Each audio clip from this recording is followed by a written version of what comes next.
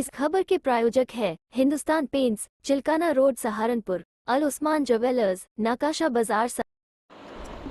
जनपद सहारनपुर के कस्बा बिहारीगढ़ में सुनील जायसवाल के प्रतिष्ठान पर पहुंचे भारतीय सर्व समाज महासंघ के राष्ट्रीय अध्यक्ष, पूर्व सदस्य सलाहकार, फर्टिलाइजर एडवाइजरी फोरम एवं पूर्व राज्य मंत्री उत्तराखंड सरकार राम कुमार वालिया का बिहारीगढ़ पहुंचने पर कार्यकर्ताओं द्वारा फूल मालाओं से जोरदार स्वागत किया गया।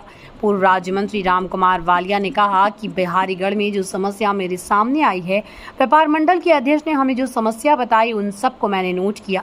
मैं भारतीय सर्व समाज महासंघ का राष्ट्रीय अध्यक्ष होने के नाते लोगों की समस्या सुनना मेरा फर्ज है। उसी के तहत मैं काम कर रहा हूं। समस्या का निदान हम करेंगे, चाहे प्रशासन से या केंद्र सरकार से हो, या समस्या का समाधान करने का काम हम कर रहे हैं। जब इस संबंध में मीडिया ने बेहद सरकार प्रकरण को लेकर बात की तो पूर्व मंत्री ने कहा है कि पत्रकार हमारे लोकतंत्र का चौथा स्तंभ है।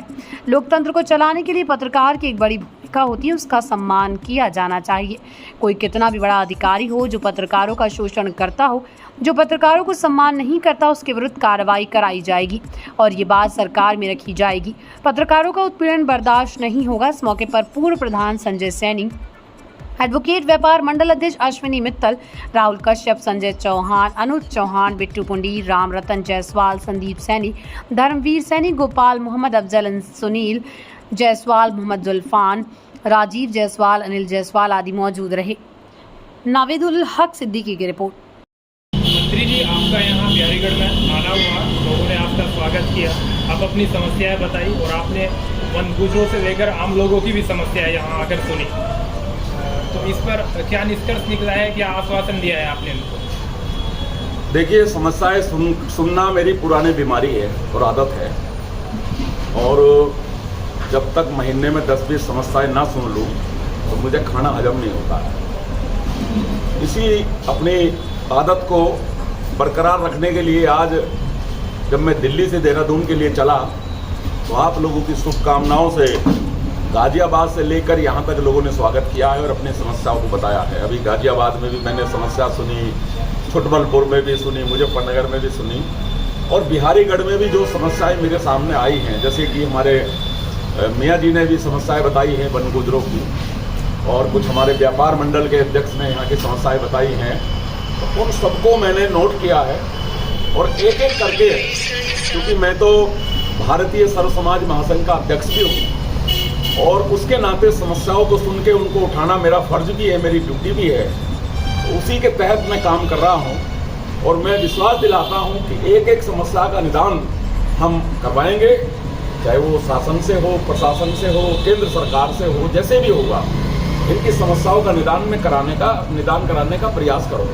यहाँ के वन गुजरों के साथ साथ यहाँ कुछ मीडिया कर्मियों ने भी अपनी समस्याएं रखी हैं। तहसील रेट में जो कोतवाली है, उस कोतवाल को लेकर उनका जो पत्रकारों के साथ रवैया है वो बिल्कुल ठीक नहीं है। आपको यहाँ के स्थानीय पत्रकारों ने अवगत कराया, उस पर भी कुछ हल निकलेगा?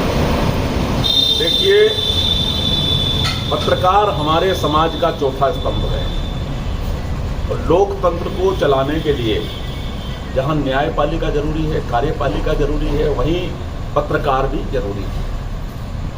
जो व्यक्ति कितना ही बड़ा अधिकारी हो, कितना ही बड़ा नेता हो, जो व्यक्ति पत्रकारों का शोषण करता है या पत्रकारों का सम्मान नहीं करता है, उसके विरुद्ध कार्रवाई कराई जाएगी।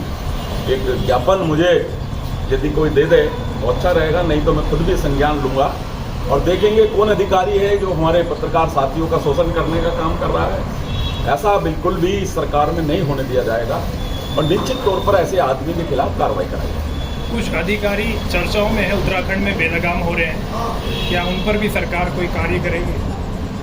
अब देखिए, चाहे उत्तराखंड हो चाहे यूपी हो,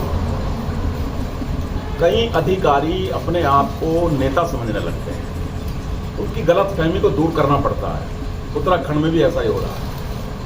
कई अधिकारी हैं जो ये समझ रहे हैं कि तुम जो है मंत्री बन गए। मंत्री में और अधिकारी में बहुत बड़ा फर्क है। मंत्री जनता का नुमाइंदा है और अधिकारी सरकार के नुमाइंदे हैं।